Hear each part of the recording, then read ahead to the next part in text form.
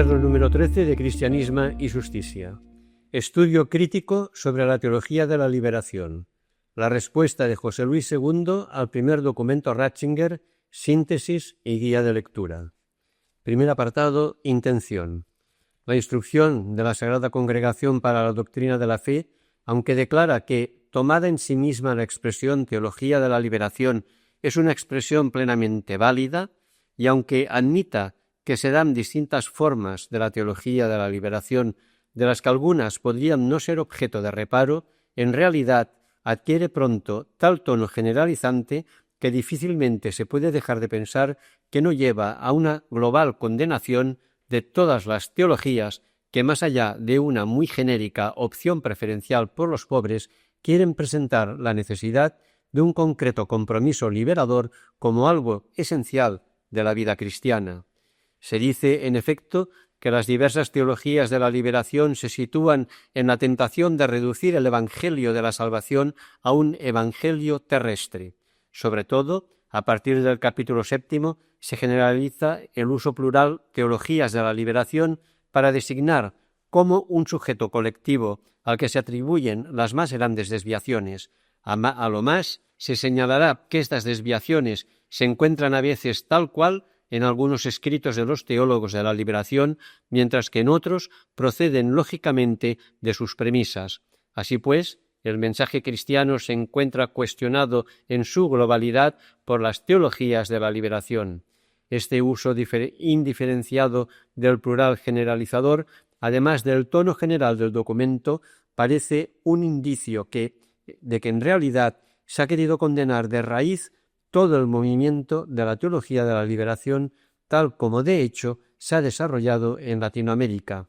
Parecen más bien ingenuas las interpretaciones de algunos de los mismos teólogos de la liberación que han creído que, puesto que ellos no habían caído en las caricaturizadas desviaciones que se condenan, podrían sentirse inafectados por el documento. Corroboraría este punto de vista el hecho que los redactores de la instrucción no han querido tomar la carga de citar personas ni textos concretos que mostraran el objeto de condena concreta. Estamos en realidad ante un juicio contra una determinada forma de hacer teología, hecho desde determinados presupuestos de otra forma de hacer teología. Opinamos que estos presupuestos no son estrictamente dogmáticos ni vinculantes y que la Sagrada Congregación, al juzgar a partir de ellos la teología de la liberación, estrecha el límite de sus exigencias y denuncias más acá de lo que hasta ahora se reconoció como las fronteras de la ortodoxia. Segundo apartado, liberación y secularismo. Los primeros 6 capítulos de la instrucción aparecen como una larga introducción sobre las características generales de la teología de la liberación. Al final del capítulo 6, en su número 9, se dice: el presente documento solo tratará de las formas de teología de liberación que se apartan gravemente de la fe de la Iglesia. Pero en realidad, cuando aparece este futuro tratará, la teología de la liberación ya ha sido condenada y ya se han dado las razones teológicas para tal condenación. Lo que sigue no es más que una ejemplificación de lo ya condenado. 1. Cuadro general del documento. En efecto, desde el mismo comienzo del documento se pone al lector en guardia contra los que se sienten tentados a poner el acento de modo unilateral sobre las esclavitudes de orden temporal y terrenal, de tal manera que hacen pasar a un segundo plano la liberación del pecado. Con esto se introduce la clave reduccionista de interpretación de la teología de la liberación por la que habrá de ser condenada. La primera parte parecería querer presentar los rasgos positivos y aceptables de una auténtica teología de la liberación. Así se hace en sus capítulos impares, 1, 3 y 5, pero de forma entreverada con críticas negativas en sus capítulos pares, 2, 4 y 6. Esta disposición sugiere que lo que podría darse de positivo en una ideal teología de la liberación, de hecho, no se da en la teología de la liberación real. La primera parte, pues, supuestamente más positiva, es ya en realidad un juicio negativo. La teología de la liberación, partiendo de elementos intrínsecos a la fe cristiana, capítulos impares, se desvía paulatinamente de la fe total, reduciéndola y negándola virtualmente. El juicio perentorio se halla en 6,5. Las diversas teologías de la liberación, todas al parecer, están conmovidas por una doble atracción. Primero, por la opción preferencial por los pobres, reafirmada en Medellín y Puebla, y luego por la tentación de reducir el Evangelio a un Evangelio terrestre. Los capítulos impares expresarán el ideal positivo de la opción por los pobres. Los pares afirmarán que a partir de esta opción, de hecho, se cae en la tentación de reduccionismo. El acento acusatorio está, pues, en el reduccionismo y desviación de la fe hacia lo terreno. ¿Desde qué teología se hace esta acusación? 2. Esquema teológico. Una lectura inventario de la primera parte del documento permitirá descubrir signos más o menos explicitados de la teología concreta desde la que se condena a la teología de la liberación. Desde la misma introducción hallamos una oposición significativa entre a. La liberación, que es ante todo y principalmente liberación de la esclavitud radical del pecado, y b. La tentación a poner el acento de modo unilateral sobre la liberación de las esclavitudes de orden terrenal. O en otras palabras, entre un acento puesto en lo radical y por ello en lo que a fin de cuentas resultará total, y otro puesto en lo secundario y que por dejar de lado la raíz alcanzará sólo aspectos unilaterales, es decir, parciales de la liberación. Todo lo que no toca la raíz de las cosas pone acentos aquí o allá, volviéndose de este modo unilateral. Por otra parte, se opone la esclavitud del pecado, causa, a las esclavitudes terrenales, consecuencias. La implicación parece ser que hay que ir directamente a combatir la causa y que con ello ya desaparecerán las consecuencias. Ahora bien, esto puede inducir a equívocos. Si nos encontramos ante personas concretas que sufren hambre, condiciones de vida intolerables, etc., podría parecer que el cristiano no ha de hacer más que rechazar el pecado que provoca estas situaciones. Nos hallamos ante dos esferas de lenguaje y de realidad, una religiosa, pecado, y otra secular y terrestre, realidades socioeconómicas.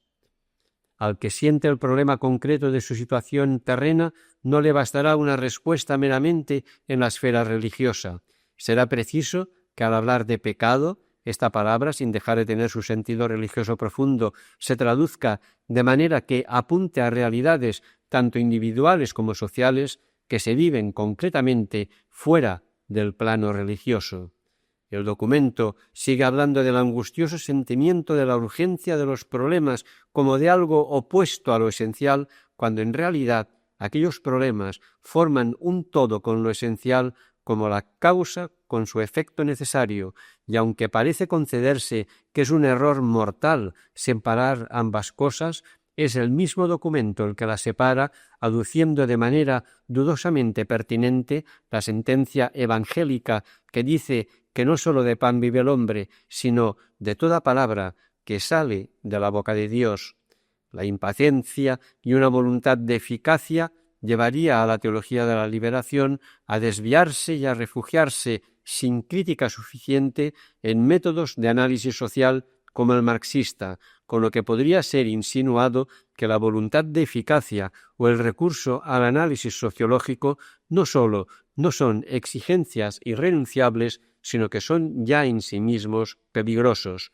Se reconoce que la irresistible aspiración de los pueblos a la liberación constituye uno de los principales signos de los tiempos, pero se añade inmediatamente que la Iglesia debe discernir e interpretar a la luz del Evangelio tales signos, admitiendo que, efectivamente, la Iglesia ha de discernir lo que sean signos auténticos. Hay aquí cierta ambigüedad, porque cuando Jesús en el Evangelio habla de los signos de los tiempos, no habla de algo que no sea ya claro por sí mismo y requiera otro signo y criterio superior para discernirlo, que es lo que pedían los fariseos y escribas, sino que exige de sus oyentes tener sensibilidad histórica sobre la realidad concreta que tienen delante para descubrir lo que Dios quiere de ellos en tal realidad. Lo que el seguidor de Jesús ha de esperar de la Iglesia es que ésta le ayude a captar a la luz del Evangelio lo que le exige la realidad en que vive. Según el documento, la aspiración a la liberación estaría de acuerdo con el Evangelio, pero no lo serían igualmente todas las expresiones teóricas y prácticas de esta aspiración, porque con frecuencia la aspiración a la justicia se encuentra acaparada por ideologías que ocultan o pervierten el sentido de la misma. Cuando se dice con frecuencia, parece señalarse como un cierto mecanismo que une la aspiración a la justicia con la perversión de la misma, por obra de las ideologías. Lo que llama enseguida la atención es que nunca se sospecha en el documento que tal vez también aquella lucha radical contra el pecado, que sería lo propio de la liberación cristiana, también podría manifestarse en expresiones teóricas y prácticas acaparadas por ideologías, como tampoco otros términos del lenguaje religioso como conversión de los corazones, salvación, redención, búsqueda de la perfección, etc., sólo se sospecha acaparamiento ideológico en la acción liberadora de orden temporal. Y menos aún se constata que la acción liberadora en el orden temporal pueda tener un profundo y saludable efecto antiideológico, es decir, revelador de posibles falseamientos interesados con respecto a los supuestos valores expresados en lenguaje religioso. En el uso peyorativo del término ideología que hallamos en el documento se esconde una determinada idea pesimista y negativa de las posibilidades del hombre. Se diría que éste, atraído por lo terrestre, siempre parcial, no fuera capaz sino de un conocimiento de lo real urgente, unilateral, desviado y en la práctica violento. A esta visión pesimista se contrapone un deber ser sumamente idealista.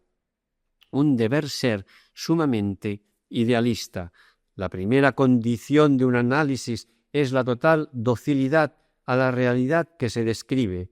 Las ciencias sociales, evidentemente y por confesión propia, no pueden pretender este conocimiento total, pero entonces se propone otra forma superior de conocimiento que haría lo aparentemente imposible, que en el documento se identifica simplemente con la luz del Evangelio. Nadie negará que esta luz no deba iluminar la visión cristiana de toda realidad, pero tampoco se puede negar que esta luz puede no cumplir su función si se entendiese que podemos dispensarnos de los análisis concretos y parciales que generan urgencias y exigencia de eficacia en el orden temporal y terrestre. Para que la luz ilumine un objeto, éste ha de ser puesto correctamente ante ella. La luz de la fe y la de los análisis terrestres no se han de contraponer excluyentemente, como parece dar a entender el documento. Se complementan y hasta se critican mutuamente en el sentido de que el Evangelio puede ayudar a descubrir desviaciones en los análisis terrestres cuando éstos tal vez no hayan tenido en cuenta todas las dimensiones profundas del hombre. Pero también los análisis terrestres pueden ayudar a descubrir desviaciones de determinadas vivencias o expresiones religiosas cuando éstas se corrompen y resultan en la práctica negadoras de las dimensiones más profundas que la fe debiera salvaguardar. El documento se muestra suspicaz del uso que se hace en la teología de la liberación de la opción preferencial por los pobres, afirmada en Medellín y reafirmada con fuerza y sin ambigüedades después de Medellín en la Conferencia de Puebla, como opción por los pobres y por los jóvenes. Evidentemente, los jóvenes tienen su problemática especial que ha de ser objeto de atención especial por parte de la Iglesia. Ningún teólogo de la liberación lo negará, pero poner el problema de los jóvenes y el de los pobres exactamente al mismo nivel puede resultar equívoco. El problema de los pobres lleva a considerar la injusticia de que son víctimas por causa de la explotación y opresión pecaminosas de que son objeto. Aquí la luz del Evangelio ha de desenmascarar esta situación de pecado, urgiendo a que sea corregida eficazmente, y esto es lo que pretende la teología de la liberación. Los problemas de los jóvenes vienen de su difícil integración en una sociedad sometida a rápidos cambios y a insalvables abismos generacionales. Con razón, la teología de la liberación se resiste a equiparar sin más ambos problemas. Admitiendo la urgencia de ambos, pone especial énfasis en el problema de los pobres porque en él se manifiesta de modo particular la pecaminosidad humana que requiere un tratamiento especial y diferente. Pero el documento solo parece ver en la opción preferencial por los pobres, una vez más, la tentación de reducir el evangelio de salvación a un evangelio terrestre, y al equipararla a la opción por los jóvenes parece querer escamotear la conflictividad especial que la opción por los pobres presenta. 3. La exégesis bíblica. El capítulo 4 habla de los fundamentos bíblicos de la liberación cristiana, utilizando una determinada exégesis al servicio de una determinada teología globalmente contrapuesta a la teología de la liberación.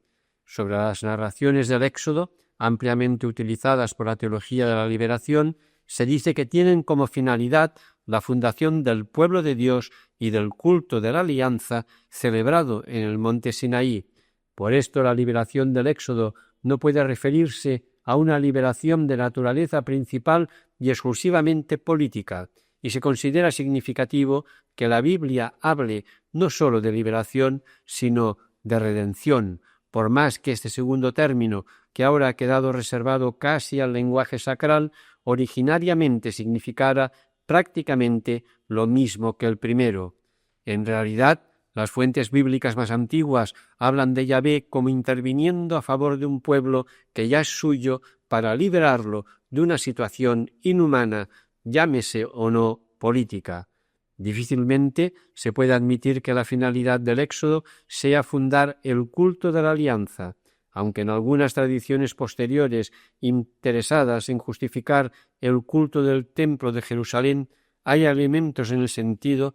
No se puede olvidar la tradición profética que recordaba que no hubo por voluntad de Dios culto sacrificial durante la travesía del desierto. Por miedo al fantasma de la reducción de la liberación a lo temporal, deja de hacerse justicia a los textos del Éxodo, leyéndolos en una clave, también reduccionista, puramente espiritual. Lo preocupante es, empero, la actitud teológica que parece poder imponer a priori que el Éxodo no puede tener una finalidad política porque es revelación de Yahvé. En esta teología, lo religioso y lo secular se oponen hasta el punto de que una revelación de Dios cuya gloria sea, de acuerdo a la expresión de Ireneo, el hombre vivo, el hombre hombre, o si se prefiere, el hombre humanizado, parece excluirse. Por eso quiere dar preferencia a la palabra religiosa, redención, por encima de la palabra secular, liberación, aunque ambas en la Biblia se refieran a una misma realidad. Al referirse a la época del exilio y de los profetas, el documento tiene interés en subrayar la espera de una nueva alianza y la conversión de los corazones. Se reconoce ciertamente que la predicación profética proclama que la justicia con respecto a Dios y con respecto a los hombres son inseparables, pero el énfasis parece ponerse en el solo elemento de la conversión de los corazones. Lo mismo sucede cuando se pasa a hablar de los salmos. Los salmos remiten a una experiencia religiosa esencial. Solo de Dios se espera la salvación y el remedio. Dios, y no el hombre, tiene poder de cambiar las situaciones de angustia. Si se tomara este párrafo como absoluto, la religión de la Biblia sería simplemente una religión espiritualista y alienante y no quedaría lugar alguno para ninguna forma de teología de la liberación. Lo que sucede es que los salmos son un libro de plegarias u oraciones en los que el hombre se expresa justamente en especial relación de dependencia de Dios. Esta es ciertamente una experiencia religiosa esencial que no puede faltar en una religión auténtica, pero que no se puede contraponer excluyentemente a la actitud de responsabilidad del hombre ante el mundo y en relación con la justicia que debe a sus hermanos. Habrá ciertamente situaciones de angustia que sólo Dios, y no el hombre, tiene el poder de cambiar, pero la angustia que procede de injusticias en el campo sociopolítico ha de combatirse con instrumentos sociopolíticos. A Dios rogando y con el mazo dando. La teología de la liberación, por lo menos la que puede llamarse seria, integral, las dos dimensiones, confianza en Dios y responsabilidad humana. La ideología del documento parece empeñada en contraponerlas.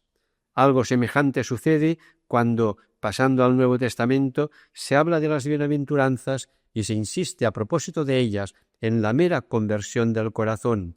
Se habla de que en el Nuevo Testamento la pobreza por el reino es magnificada, pero no se distingue suficientemente entre la pobreza de desprendimiento por el reino, por amor de Dios y de los hermanos, y la pobreza infligida contra y a pesar del reino, que Jesús no sólo no aprueba y magnifica, sino que procura aliviarla, y en la parábola del juicio dice que hemos de procurar aliviar y superar.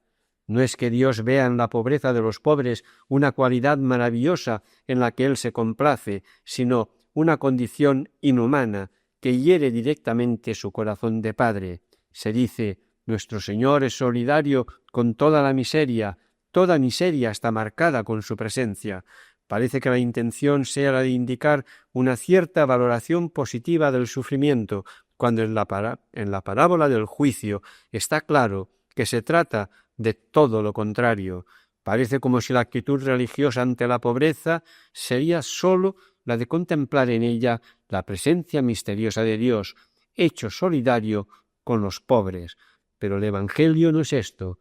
Dios se hace solidario con los pobres en Jesús, porque los hombres se han hecho insolidarios de ellos, y lo que viene a pedir es el restablecimiento de la solidaridad, así en la tierra como en el cielo.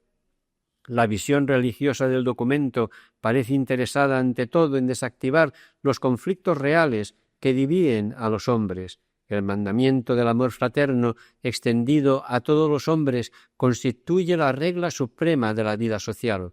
El Evangelio parece así usado para hacer olvidar a los que trabajan por estructurar la vida social, que de hecho existen conflictos históricos que dividen a los hombres, produciendo inmensos sufrimientos. Olvidar esos sufrimientos implica elevarse de rondón al plano puramente religioso, en que todos los hombres son vistos sin discriminación alguna, dejando de lado la realidad histórica marcada por el pecado. La relación entre pecado y división social no está adecuadamente planteada. No se puede restringir el campo del pecado, cuyo primer efecto es introducir el desorden en la relación entre el hombre y Dios, a lo que se denomina pecado social. Ciertamente no se puede restringir, pero tampoco se pueden separar los efectos sociales del pecado, y aunque puede ser ambigua la referencia al primer efecto, ciertamente lo primero en importancia religiosa es la ruptura con Dios, pero lo primero en su manifestación empírica e histórica es el desorden social. Ambiguo es también decir que el Nuevo Testamento no exige en primer lugar, como presupuesto para la entrada en la libertad traída por Cristo, un cambio de condición política y social, pero sí se exige una verdadera conversión que, si es auténticamente tal, comportará una radical modificación de las relaciones sociales. Si es incorrecto localizar el mal principal o únicamente en las estructuras económicas, no lo es menos reducirlo a la mera interioridad religiosa. De nuevo hallamos la tendencia a superar un supuesto reduccionismo terrestre con otro reduccionismo espiritualista y religioso de signo contrario. Pero lo que intentan los más serios teólogos de la liberación es precisamente integrar esta dicotomía, afirmando la relación íntima que se da entre pecado, categoría religiosa, y desorden histórico, categoría social. El documento contrapone lo social, que no es más que un efecto y es algo objetivamente secular, terrestre, inmamentista.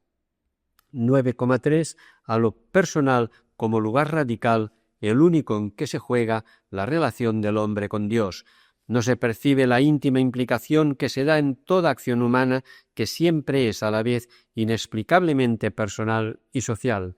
De ahí que se insinúe como primer imperativo del cristiano la búsqueda de la perfección personal contrapuesta al falso imperativo de la revolución radical de las relaciones sociales, aunque finalmente, a modo de concesión, se dirá que siendo la caridad el principio de la auténtica perfección, esta última no puede concebirse sin apertura a los otros.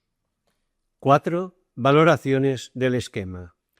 Del análisis precedente resulta que el documento está pensado desde una previa actitud teológica que, de manera que parecía definitivamente superada después del Vaticano II y de la Gaudium et Spes, se complace en contraponer como términos excluyentes inmanencia y trascendencia, religioso y secular, historia y escatología, pecado y desorden social, conversión del corazón y cambio de estructuras, actitud personal y situaciones sociales, etcétera, etcétera.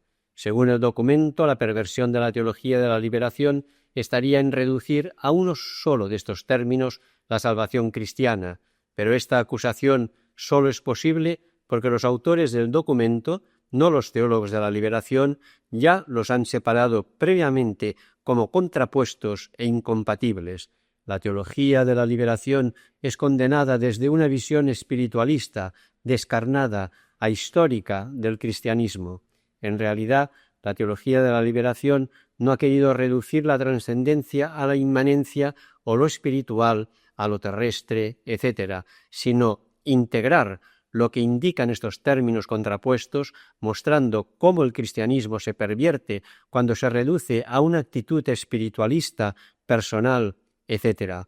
En cierto momento, el documento reconoce a la teología de la liberación este esfuerzo integrador, aunque reprochándolo todavía por reduccionismo. Se afirmará que Dios se hace historia, que no hay más que una sola historia, en la cual no hay que distinguir ya entre historia de la salvación e historia profana.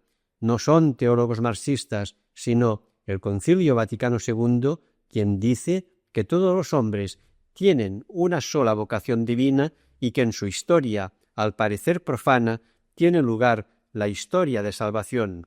Ningún teólogo de la liberación ha dicho que la historia profana, tan a menudo marcada por la injusticia y el pecado, sea ya historia de la salvación, pero sí que la historia de la salvación no se da fuera de la historia profana, porque la salvación no es más que la fuerza de Dios que salva al judío y al gentil en su historia y en su realidad concreta.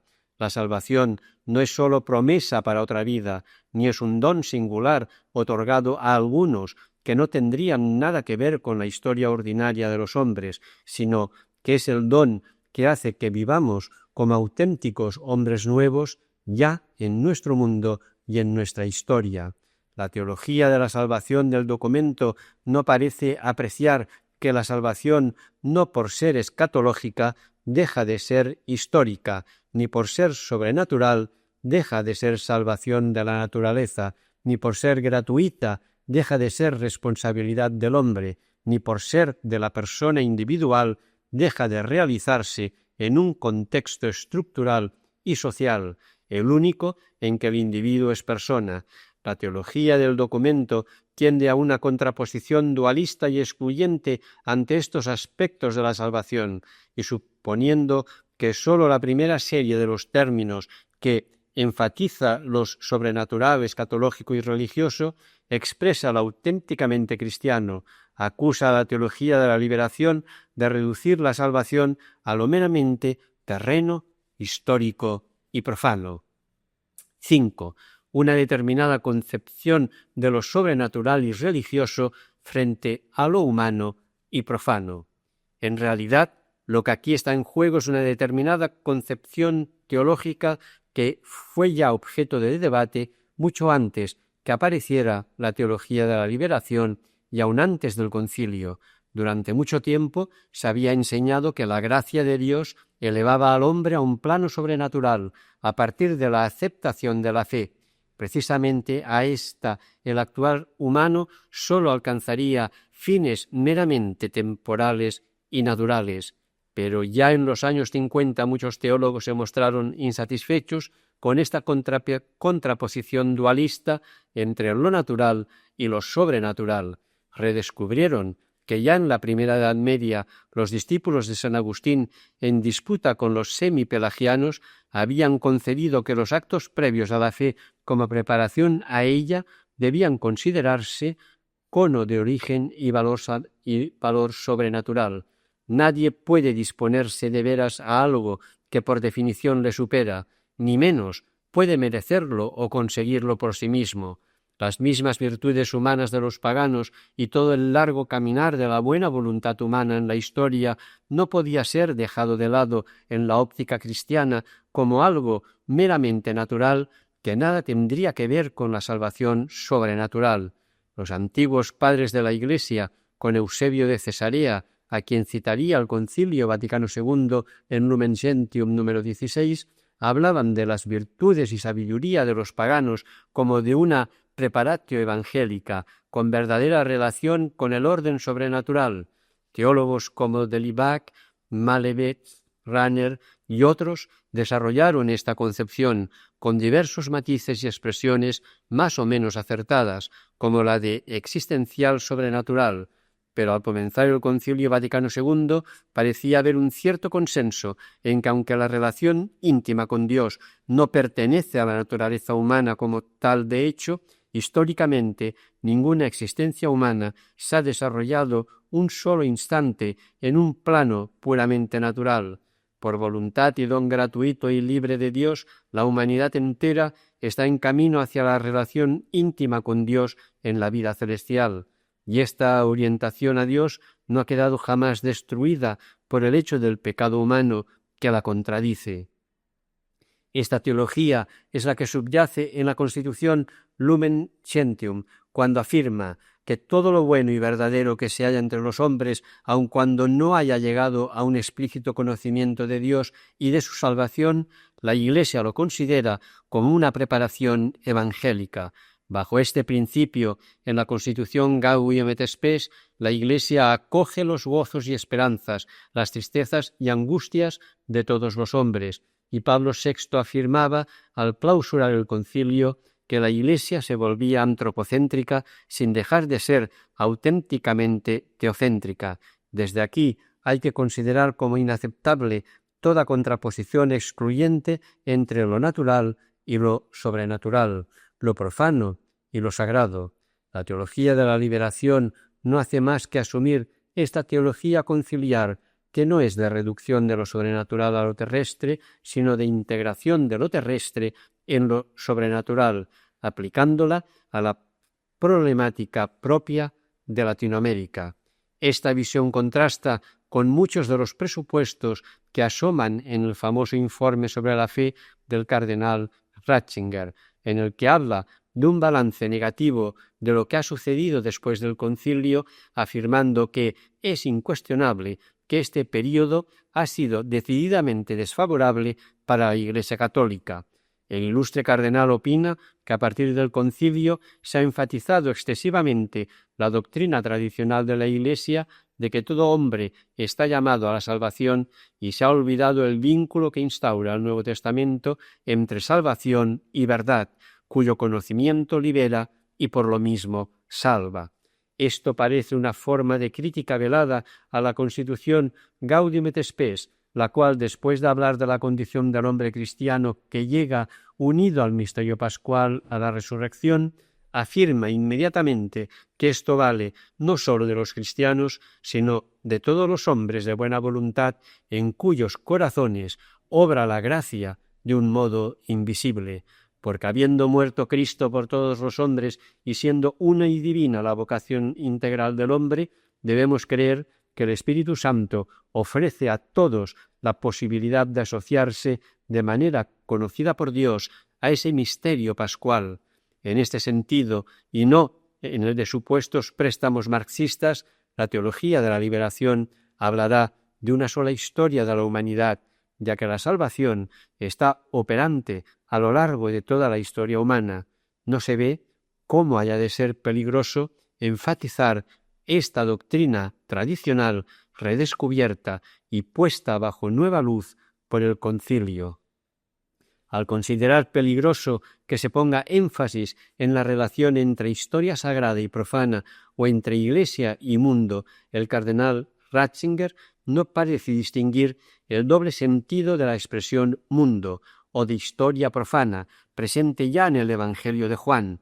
Mundo o historia pueden designar la totalidad de la realidad humana y humana tal como fue creada por Dios, y entonces nunca se enfatizará demasiado que se trata de una realidad en sí buena y ordenada a la salvación, pero aquellas expresiones pueden también designar las mismas realidades, no ya tal como son en el designio e intención de Dios, sino tal como han quedado afectadas por el pecado contra el designio divino.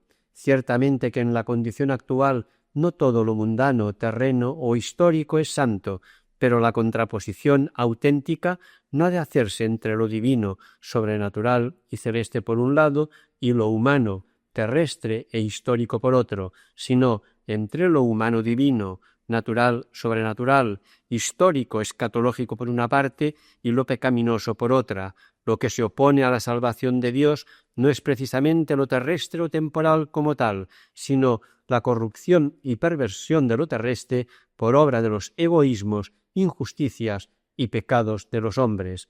Contraponer simplemente la Iglesia al mundo resulta cuando menos equívoco.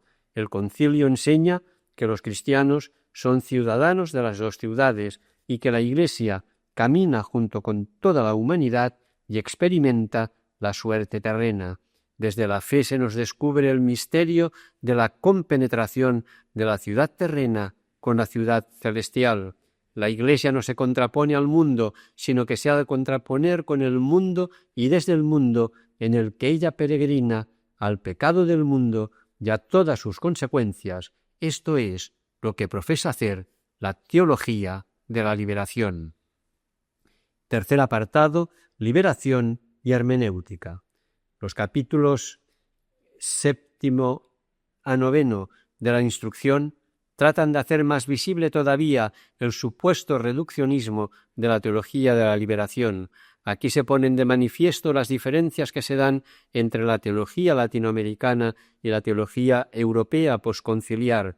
En efecto, la renovación teológica en Europa ha querido, en palabras de Pablo VI, iniciar un diálogo bloqueado desde el sílabus y aún desde antes con la cultura y la mentalidad modernas. Su interlocutor es el hombre desarrollado de Occidente, con sus problemas. En cambio, la teología latinoamericana tiene como interlocutor un hombre deshumanizado y oprimido, no sólo por abusos de particulares, sino por mecanismos económicos, sociales y políticos que se perpetúan.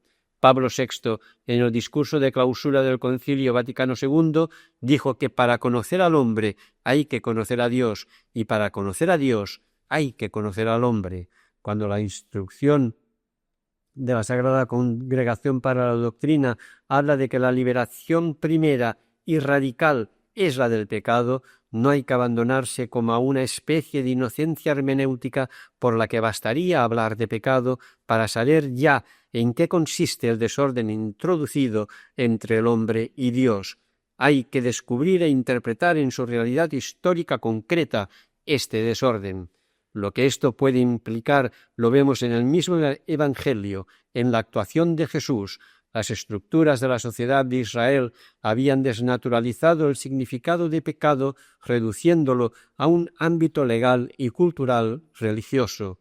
Jesús, con una serie de parábolas y acciones, intenta superar la desnaturalización conceptual y lingüística que celosamente mantenían fariseos y escribas, yendo a la raíz de las verdaderas relaciones entre el hombre y Dios y desautorizando la aceptada convención religioso-social al respecto. La radicalidad del pecado no se da independientemente de los condicionamientos sociales, sino que es un desorden que se da concretamente desde que en esos condicionamientos. Reconocer esto ha sido una de las tareas de la teología de la liberación. En las palabras mencionadas de Pablo VI, la teología posconciliar ha reconocido la necesidad de una hermenéutica circular. Para conocer a Dios es menester conocer al hombre y viceversa, y mucho más para amarlo. No son intereses oportunistas o apologéticos los que llevan a la teología posconciliar a entrar en diálogo con los problemas reales y concretos de los hombres. Aquí no es extraño que al lado de una teología que anda a la búsqueda de Dios, pasando por la realidad concreta de hombres sometidos a terribles injusticias, aparezca una ideología, errada o no, que desde el siglo pasado profesa la búsqueda de relaciones y estructuras humanas más justas, y no se puede negar al menos un punto de afinidad entre el mensaje cristiano de liberación y un análisis social que sostiene que la injusticia humana no es simplemente algo inevitable, necesario y fortuito. 1. El problema con el marxismo. A. La lógica del sistema marxista. La segunda parte del documento aborda el tema de las relaciones de la teología de la liberación con distintos elementos del marxismo. Un primer problema radica en el hecho de que, si son varias las teologías de la liberación, muchas más son las corrientes o tendencias dentro del marxismo.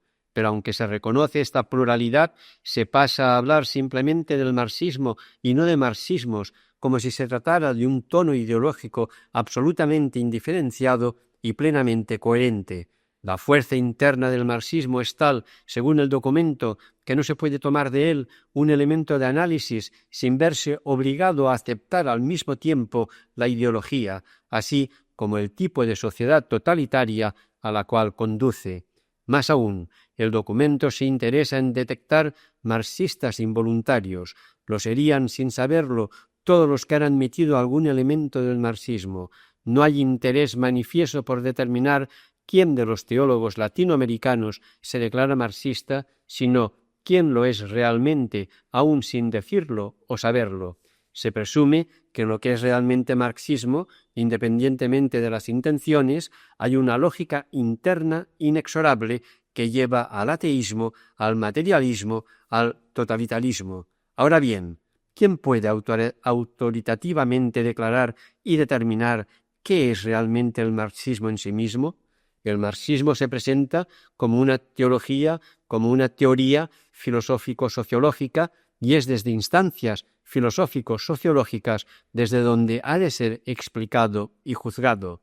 La Iglesia puede juzgar de lo relativo, directa o indirectamente, a la fe, y en este sentido podrá decir si algunas o muchas o aun todas las afirmaciones de los marxistas atentan contra la fe.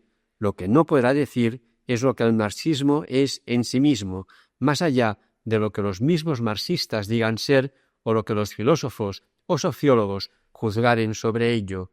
El juicio sobre la naturaleza y la lógica o coherencia interna del marxismo o de cualquier otro sistema filosófico o científico no es un juicio teológico.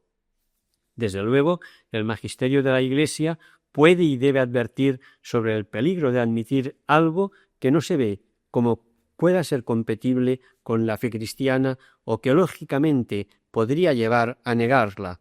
El documento parece dar por supuesta la tesis de que el marxismo, por lo menos, lleva lógicamente a tal negación, pero esto no es argumentado, y al admitir que hay ciertamente muchas interpretaciones del marxismo, cuesta pensar que estemos frente a un sistema de lógica tan férrea y unitaria que el que acepta cualquiera de sus elementos se haya de ver necesariamente abocado a aceptar todo el sistema. Si así fuera, se habría acabado las discusiones y diversas interpretaciones que se dan entre los mismos marxistas. Los teólogos de la liberación insisten en que ellos, cuando más, solo toman algunos elementos de análisis marxista y además los complementan y corrigen con elementos procedentes de otras fuentes. Muchos sociólogos como Max Weber, Mannheim y otros usan elementos procedentes del marxismo sin por ello aceptar todo el sistema. Más aún, en la doctrina social de los papas y singularmente en la encíclica Laborem Exercens, de Juan Pablo II, se utilizan elementos de análisis marxistas como podría ser la contraposición entre capital y trabajo o la categoría de alienación.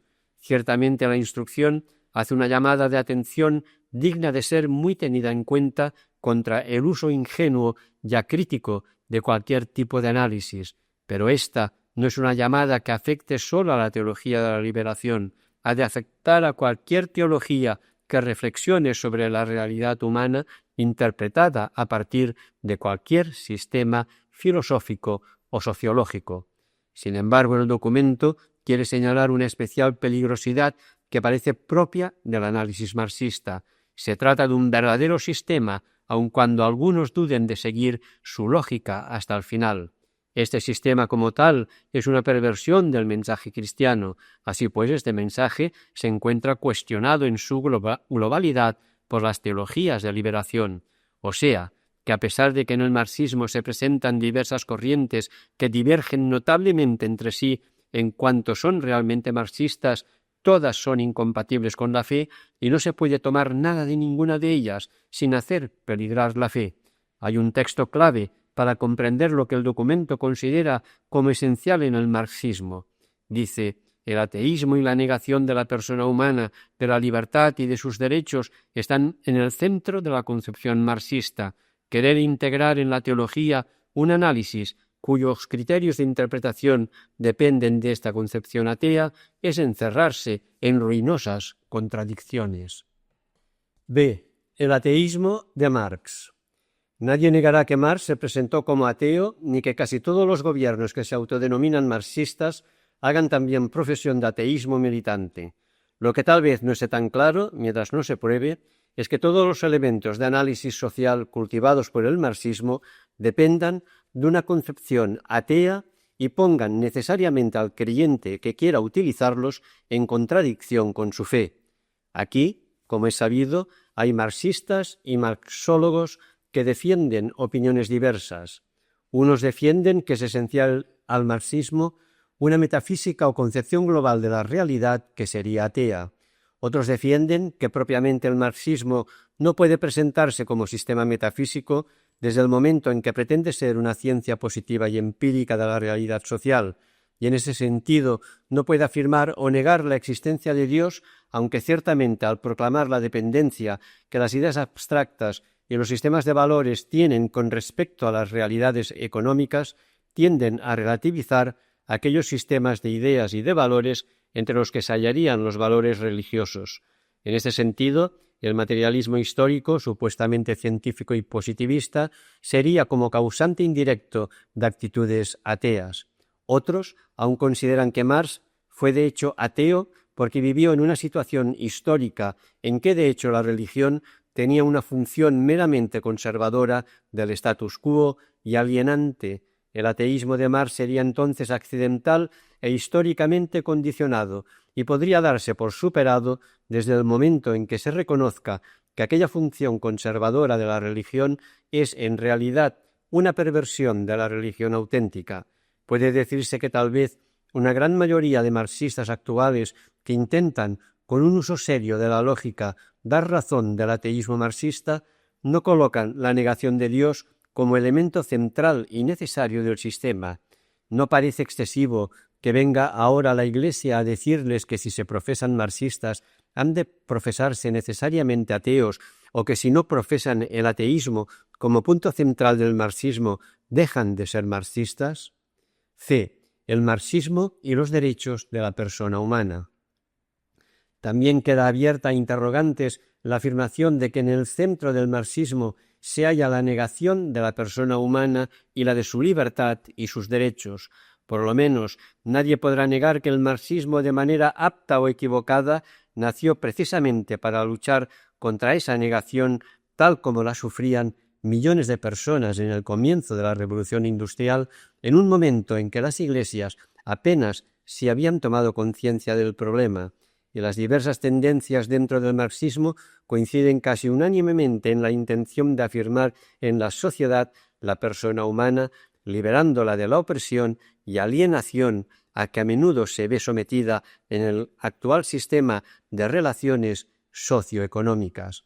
Que el marxismo, como históricamente se ha desarrollado en muchos lugares, no lo haya conseguido es otra cosa, y habría que ser cauto en juzgar si por lo menos no lo ha conseguido en cierta medida, contribuyendo directa o indirectamente al progreso y mejora de las relaciones sociales. Condenar el marxismo por sus realizaciones defectuosas es lo mismo que condenar el cristianismo por los métodos de la Inquisición o por la prepotencia política de los papas medievales. Lo que habría que discutir con los marxistas de buena fe y no sólo dictaminar desde un magisterio inapelable es si las realizaciones defectuosas constituyen desviaciones o perversiones accidentales o dependen de fallos internos y esenciales del sistema. El documento dice que el desconocimiento de la naturaleza espiritual de la persona conduce a subordinarla totalmente a la colectividad, pero resulta que en países y épocas oficialmente cristianos en que se dudaba del carácter espiritual de la persona, se daban los mismos o semejantes abusos con 1000 formas de absolutismo o despotismo, a menudo bendecido por los representantes de la Iglesia. Y por lo menos en América Latina, el hecho que desde la conquista se estableciera una forma de sociedad nominal y ostensiblemente cristiana no ha llevado a un reconocimiento real y efectivo de la divinidad y derechos de las personas, sino más bien a todo lo contrario. D. Marxismo y materialismo. Hallamos también ambigüedad en la acusación de materialismo. De hecho, Marx escribió innumerables cosas sobre las necesidades espirituales del hombre, sobre las relaciones humanas que surgen del trabajo, sobre la libertad y el carácter vocacional que debe tener para que el hombre se realice como tal y tenga ocio para su desarrollo espiritual y humano, hasta el punto que el mismo Juan Pablo II haya podido retomar muchos de estos temas en su encíclica Laborem Exercens. Muchos marxistas no admiten que al hablar de materialismo quieran negar que la persona humana tenga algo verdaderamente espiritual. Lo que se contrapone al materialismo no es el carácter singular y espiritual de la persona humana, sino que es el idealismo de estilo hegeliano que pretendía explicarlo todo a partir de la pura idea, sin prestar atención a las condiciones reales y materiales de la existencia humana. Hay que admitir, sin embargo, que Marx, en su sospecha justificada contra aquel idealismo, seguramente cayó en el extremo opuesto de querer explicar el hombre por sus condiciones materiales, preparando el camino para las soluciones simplistas que han adoptado sus seguidores en regímenes profesadamente marxistas. Queda que son muchos los marxistas que reconocen aquí una desviación de las auténticas premisas de Marx. El documento, sin embargo, mantiene que el pensamiento de Marx constituye una concepción totalizante del mundo. Los a priori ideológicos son presupuestos para una lectura de la realidad social. Así, la disociación de los elementos heterogéneos que componen esta amalgama epistemológicamente híbrida llega a ser imposible, de tal modo que, creyendo aceptar solamente lo que se presenta como un análisis, resulta obligada la ideología. Es necesario preguntarse si es propio de la teología determinar si este carácter epistemológicamente único pertenece o no al marxismo. No parece que corresponda a la teología decir la última palabra sobre cualquier género de conocimiento, desde el matemático al sociológico, si no quiere correr el riesgo de un nuevo caso Galileo. El documento reconoce que aquí se requiere un examen crítico de naturaleza epistemológica. Ahora bien, este examen crítico no se hace en el mismo documento, pero pasa a hablar como si ya se hubiera hecho y hubiera dado resultados inconclusos contra el marxismo. Juan XXIII había hablado mucho más cautamente de distinguir entre teorías filosóficas falsas sobre la naturaleza, el origen, el fin del mundo y del hombre y las iniciativas de orden económico, social y político, por más que tales iniciativas hayan sido originadas e inspiradas en tales teorías filosóficas, porque las doctrinas, una vez elaboradas y definidas, ya no cambian, mientras que tales iniciativas, encontrándose en situaciones históricas continuamente variables, están forzosamente sujetas a los mismos cambios. Además, ¿quién puede negar que en la medida en que estas iniciativas sean conformes a los dictados de la recta razón e intérpretes de las justas aspiraciones de los hombres, puedan tener elementos buenos y merecedores de aprobación? 2. De la lucha de clases a la violencia. La lucha de clases es considerada en el documento como instrumento central e inseparable del análisis marxista.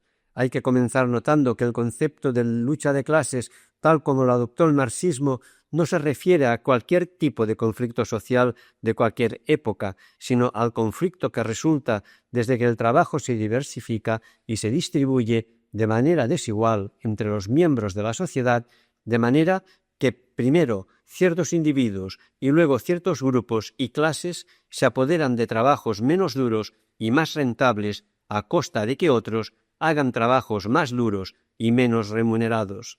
Ya los padres de la Iglesia habían descubierto esto y habían denunciado que la existencia de pobres y ricos no se debía ni a la naturaleza ni a Dios, sino a la apropiación por unos pocos de los bienes que el Creador había destinado para el bien de todos. Puede decirse que la sospecha de que las diferencias estructurales de la sociedad se deben a la apropiación indebida de bienes comunes es algo más cristiano que marxista. Que la sociedad está estructurada en clases o estratos sociales con intereses contrapuestos es algo que admiten hoy aún autores antimarxistas. El aspecto negativo de este análisis puede estar en su unilateralidad, ya que no todo lo que es inhumano parece provenir sólo de los contrapuestos intereses económicos ni desaparece con la igualdad económica. Hay otros focos de desigualdad racial, sexual, religiosa, etc. Muchos han reconocido que aquí el análisis marxista es excesivamente simplista, pero los marxistas pretenden que el análisis de la sociedad que apunta al conflicto o lucha de clases no sólo brinda una explicación de cómo de hecho funciona la sociedad, sino también un medio para transformarla. En este sentido, parece decir el documento que para el marxismo la lucha de clases es la estructura fundamental o el motor de la historia. Sería interesante preguntarse qué pasaría en el supuesto que se tomaran lucha de clases y búsqueda de la justicia como sinónimos o que se reconociera que los conflictos los desatan quienes no quieren aceptar que sus privilegios sean menoscabados. Entonces la búsqueda de la justicia podría aparecer como el motor de la historia. El documento no puede aceptar esta sinonimia porque en realidad ha establecido una sinonimia previa. Conflicto es igual a violencia y la violencia es incompatible con el amor cristiano. Admitir la lucha de clases sería admitir que la sociedad se asienta sobre la violencia, se introduce división entre los hombres que se hacen amigos o enemigos, dignos de amor o de odio, según la clase social a que pertenezcan. Pero ¿por qué ha de llevar el conflicto social a la violencia si por aquel se entiende el esfuerzo que toda sociedad desigual e injusta tiene que hacer para integrar mejor a todos sus miembros? En el pensamiento de Marx hay sobre la violencia una cierta ambigüedad que da origen a diversas corrientes marxistas. Para unos, la dialéctica de la lucha de clases queda reducida a un determinismo válido para todos los conflictos, capaz de predecir cómo van a desembocar en la historia. Los conflictos crecen, aumentan en conciencia y virulencia y llegan inevitablemente a que la violencia logre la negación y superación de las injusticias que la provocaron. En otros textos marxistas, sobre todo en Engels, este determinismo de la violencia queda más matizado. Los conflictos pueden llegar a un clímax que destruya lo que los ha provocado, pero pueden también resolverse antes de llegar a esta situación o pueden mantenerse indefinidamente. Tampoco aquí el marxismo, contra lo que supone el documento, muestra una lógica interna compacta y monolítica. Más complejo es el problema de si la lucha de clases, fomentadora del odio social, es incompatible con el amor cristiano. El documento parece suponer que el amor es imposible con la entrada en la lucha de clases, pero ¿desde dónde se entra en esta lucha? ¿Desde una auténtica paz social, fruto del amor, o desde la ignorancia de los mecanismos reales de injusticia que estructuran la sociedad? No se trata de pasar de no tener enemigos o tenerlos. El conflicto de todas formas ya existía, y se trata de reconocerlo en su máxima profundidad hasta reconocer que en él la imagen de Dios es pisoteada y ultrajada como única manera de ponerle fin.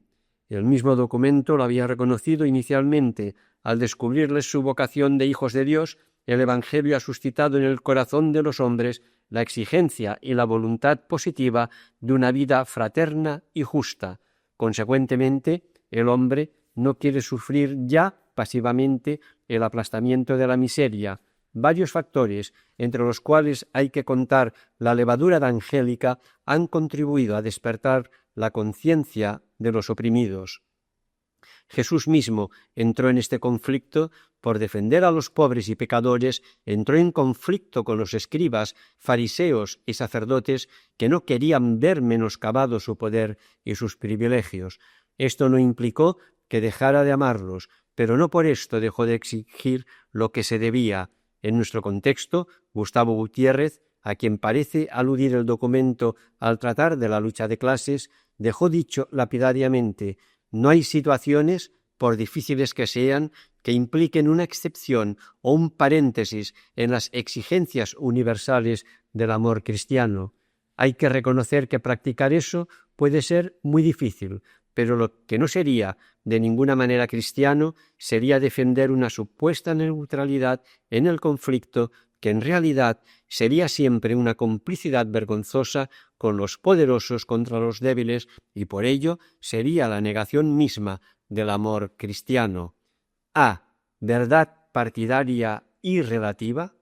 Un problema central que desborda ya el tema de la teología de la liberación para abarcar todo el pensamiento secular y teológico de la post-ilustración es el de la relación entre esos tres elementos: opción práctica, relatividad e interpretación hermenéutica.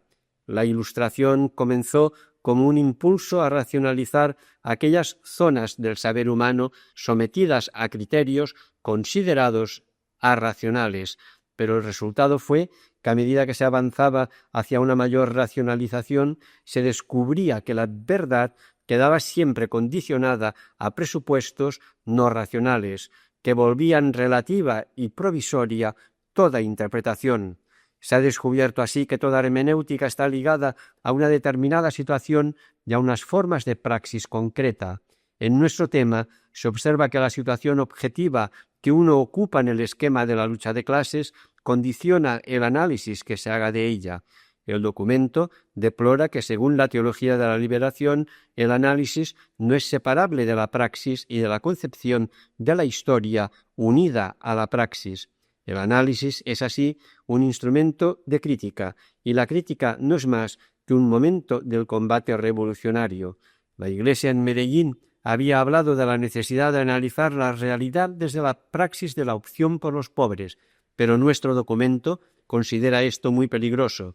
Un análisis hecho desde la lucha de clases o desde la opción por los pobres ha de llevar a una conciencia partidaria, y ello significaría que la concepción misma de la verdad se relativiza. Se pretende que sólo hay verdad en y por la praxis partidaria.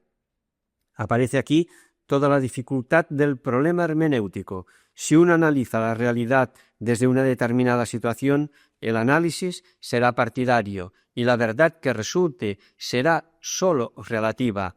Quedaría intentar, si fuera posible, que no lo es, hacer el análisis desde una situación absolutamente objetiva y neutra. Pero el documento ha dicho desde el comienzo que no quiere servir de pretexto para quienes se atrincheran en una actitud de neutralidad e indiferencia ante los trágicos y urgentes problemas de la miseria y de la injusticia. En suma, la opción por los pobres lleva a una verdad partidaria y relativa. La neutralidad lleva a una indiferencia no cristiana. En Medellín, se había planteado mejor el tema. Se parte de que el fruto de la justicia es la paz, y entonces la opción partidaria por la justicia aparece como el medio para superar el partidarismo más radical de la injusticia, hasta alcanzar el auténtico valor universal de la paz. En cambio, la instrucción solo es capaz de concebir que a la violencia de los ricos contra los pobres se contrapone la contraviolencia revolucionaria mediante la cual se invertirá esta relación, o sea, que se eterniza la praxis partidaria sin llegar a superarse. El documento sabe que en el marxismo la lucha de clases se presenta como camino hacia una sociedad sin clases, pero declara que esto es un mito. Esto es muy peligroso, porque cualquiera puede replicar que entonces también el amor cristiano, desde una neutralidad que no quiere comprometerse para no ser parcial, no es más que un mito. Hay aquí un problema importante de los más graves de nuestro tiempo que no está específicamente relacionado con el análisis marxista, sino que aparece en cualquier otro tipo de intento de abordar la realidad social, el de la relación entre praxis concreta y partidaria y verdad trascendente, el del reconocimiento de los profundos condicionamientos que afectan inevitablemente nuestra percepción de la realidad. B. El problema de la violencia. El que por amor a la justicia decida hacer una opción práctica y partidaria por los pobres se encontrará con que la injusticia tiene medios violentos para imponerse y se verá abocado a responder con la contraviolencia revolucionaria, que desembocará en el amoralismo político.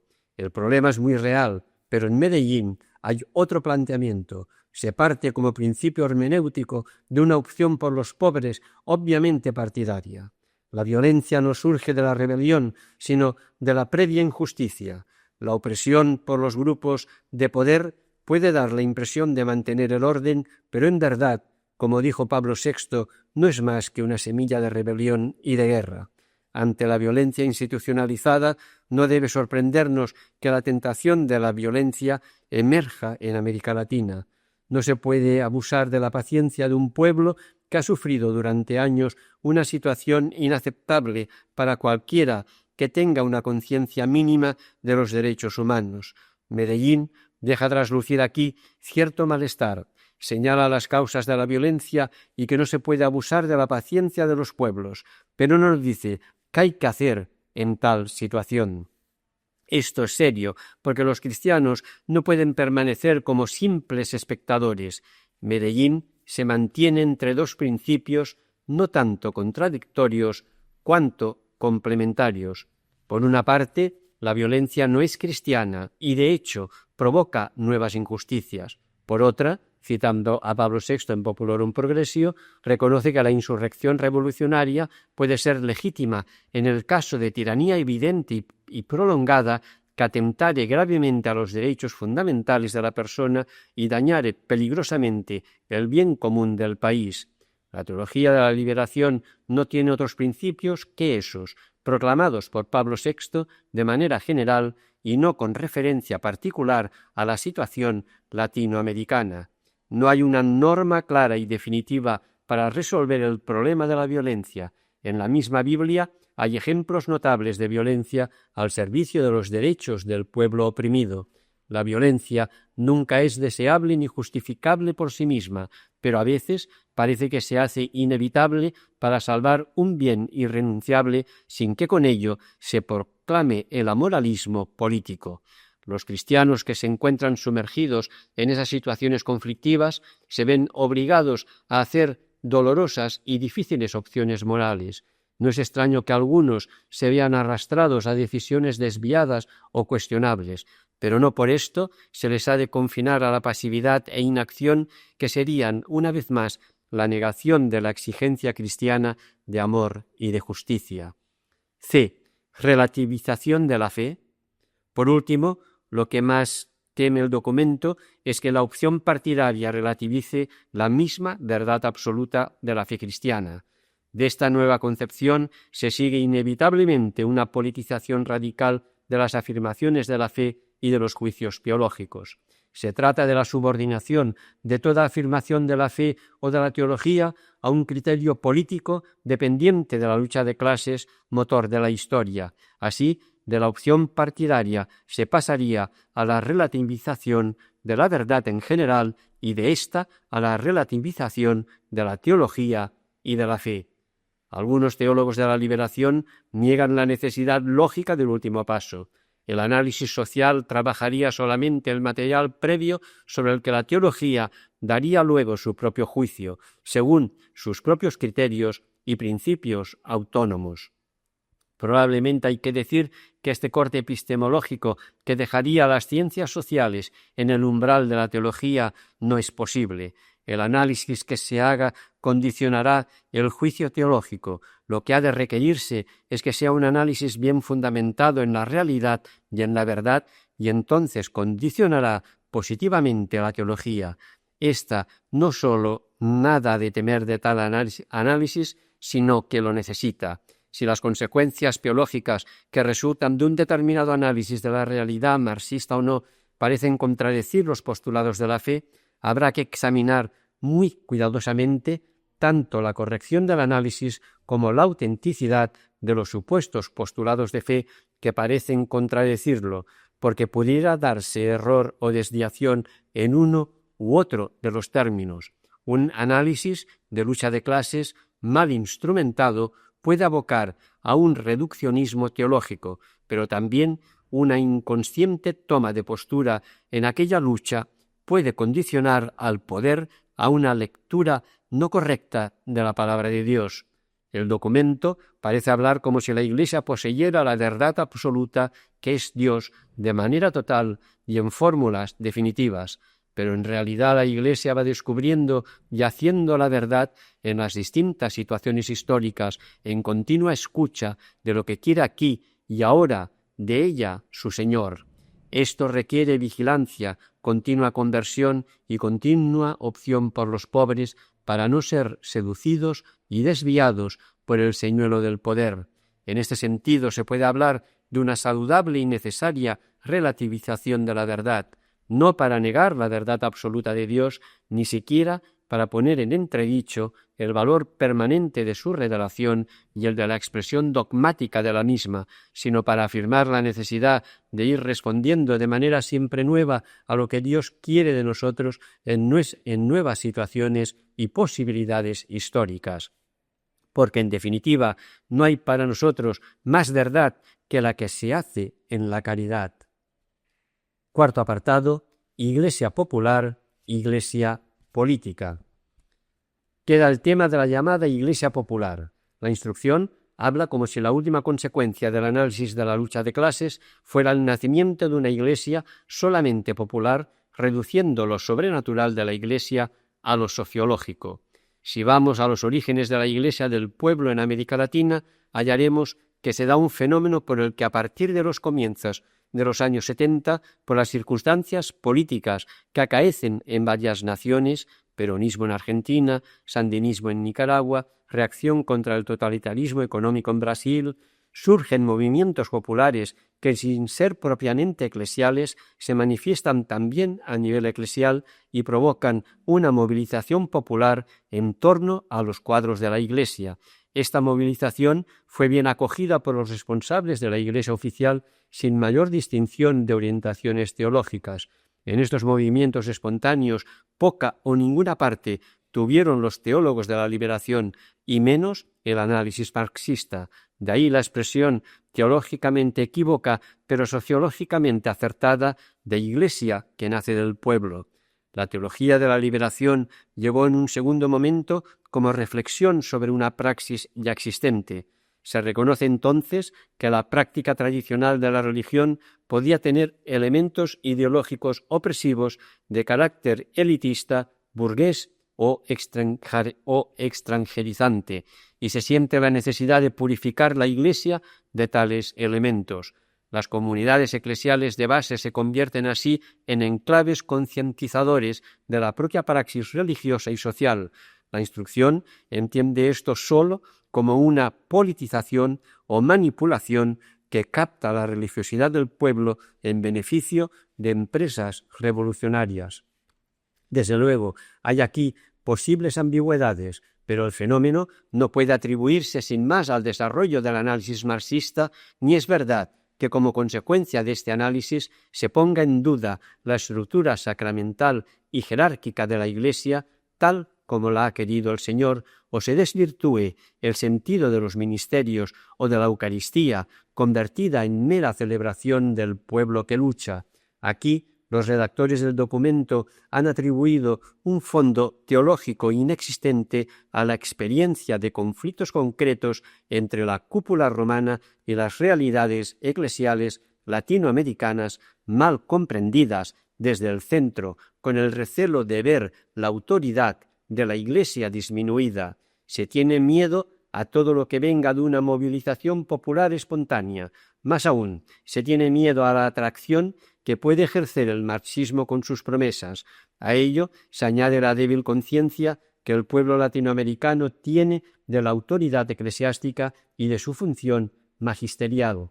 El pueblo no entiende la mayoría de las decisiones en materia doctrinal o sacramental, lo cual no quiere decir que no tenga respeto y acatamiento para con sus pastores, especialmente cuando muestran cercanía y capacidad de liderazgo, como ha sucedido en la Iglesia brasileña. Pero hay que decir que la cohesión estructural de la Iglesia latinoamericana, más allá de la profunda religiosidad, es cosa frágil. Depende mucho de las cualidades personales de los jerarcas y hay que temer que las nuevas orientaciones en la selección del episcopado hagan perder a esta Iglesia la capacidad de orientar y contener la Iglesia popular, como parece suceder en Nicaragua. Hay que reconocer la dificultad de la situación. No se puede pedir a un pueblo poco instruido una concientización política que corra paralela a un hondo conocimiento de la fe cristiana y de sus consecuencias para la vida concreta. A esto se añade que la trágica urgencia de la lucha por la supervivencia a menudo no deja tiempo para la formación y la reflexión. De ahí pueden surgir en la Iglesia del pueblo tendencias manipuladoras. La Iglesia tiene un gran poder económico, político y social, y este poder puede ser utilizado para mantener la atracción del pueblo, de manera que las motivaciones religiosas ya no se distingan de las reivindicaciones sociopolíticas. Es aquí donde la teología de la liberación debiera ejercer un papel decisivo, ejerciendo una labor de discernimiento y de formación. Los mejores teólogos de esta corriente así han intentado hacerlo, lo cual no quiere decir que siempre lo hayan conseguido plenamente en unos contextos extremadamente difíciles. Quinto apartado, a modo de conclusión, resumen. Los análisis que preceden quieren ser prueba de honradez y seriedad al querer descubrir en la instrucción que se muestra como negativa o restrictiva toda la fuerza negativa posible. Si no aceptamos este juicio negativo ahondado al máximo, es por dos razones. Primera, para presentar la teología de la liberación como inmanentista y reduccionista, el documento se ve obligado a atribuirle una distinción y separación entre lo terrestre y lo sobrenatural, que es precisamente lo que se niega en esta teología. El elemento teológico central de la teología de la liberación es el de la necesidad de integrar lo terrestre y lo sobrenatural, lo histórico y lo escatológico, la liberación temporal y la salvación eterna. Segundo, en esta teología, que ya no podrá disociarse de la más ortodoxa teología católica, la historia es afirmada como el lugar humano donde el hombre se encuentra con la trascendencia con Dios, y el reino de Dios, aunque trascendente, es afirmado como una presencia real, actual y actuante ya en este mundo, lo cual no quiere decir que todo en nuestra historia, tan afectada por el pecado de los hombres, sea ya presencia del reino de Dios o manifestación de la trascendencia. Precisamente, la tarea del cristiano es la de discernir y optar en la historia por lo que en ella hace manifiesta la presencia de Dios. Nadie piense que aquí está en juego solo la teología latinoamericana. Esto afecta a toda la Iglesia y a toda la teología. Lo que está en juego es la concepción del cristianismo que el Vaticano II redescubrió y valoró y que se ha procurado desarrollar en el período posconciliar. Pongamos fin con unas palabras del cardenal de Libac. Si me falta el amor y la justicia, me separo indefectiblemente de ti, Dios mío, y mi adoración no es otra cosa que idolatría. Para creer en ti, debo creer en el amor y la justicia, y creer en estas cosas vale 1000 veces más que pronunciar tu nombre. Hasta aquí el cuaderno 13 de Cristianisme y Justicia.